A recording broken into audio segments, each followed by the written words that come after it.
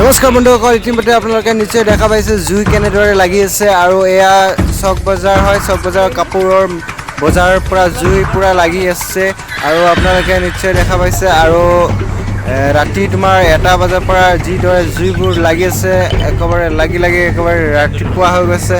কাপোৰ চাপোৰ গোটেই জ্বলি ৰাখ হৈ গ'ল আৰু 500ৰ অধিক দোকানবোৰ জ্বলি ৰাখ হৈ গ'ল। আপোনালোকে নিশ্চয় দেখা পাইছে আৰু ভিডিঅ'টো সম্পূৰ্ণভাৱে চাই থাকক বন্ধুসকল আৰু লাইক কৰিবা, শ্বেয়াৰ কৰিবা বুলি আশা কৰিলোঁ বন্ধুসকল। সম্পূৰ্ণভাৱে চাই থাকক ভিডিঅ'টো।